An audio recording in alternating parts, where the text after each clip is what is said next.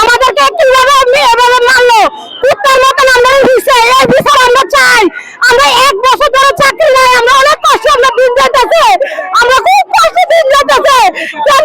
আমরা আজকে 18 বছর চাকরি করি, আমি কিছু করছি না। আইনের লোকটি প্রধানমন্ত্রীরা ভোট দিচ্ছে আমরা আইনের লোকে মাত্র আমরা কি করছি, আমরা বিচার চাই। আমি আইনমন্ত্রীর কাছে, আইনমন্ত্রী আমার বিচার চাই। আমরা 1 বছর যাবত অনেক কষ্ট করতেছি, আমাদের ঘরে রাত্রি হইতেছে, আমরা ঘর ভাড়া ঘর নাকি পুরানি ভাড়া করে চালাতে পারতেছি না।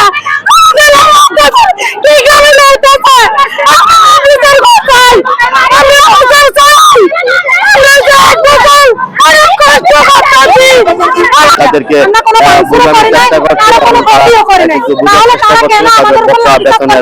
তারা আদায় করবে বলে তারা বলছেন। কিন্তু অনেকেই বলছেন যে এখানে তাদের যে তাদের আন্দোলন করা, তাদের সংগ্রাম করা, তাদের বকেয়া বেতন থেকে 1 বছর যাবত আমাদের অনুদান আমরা পাচ্ছি না। ঠিক আছে, আমরা আজকে 8 বছর 9 বছর করে একজন এখানে চাকরি করি। আমরা ঈদ কাটাইছি অনেক কষ্টের সহিত। ঈদের পর আইসা দেখি আমাদের গার্মেন্টস এর মধ্যে নোটিশ বোর্ড টাঙানো, নোটিশে লেখা আছে অনির্দিষ্টকালের জন্য বন্ধ। তাহলে আমরা যে রমজান মাস এত শ্রম দিলাম, আমাদের এই শ্রমের কি অবস্থান, আমাদের সংসার কি করে চলে? বানাইছি আমরা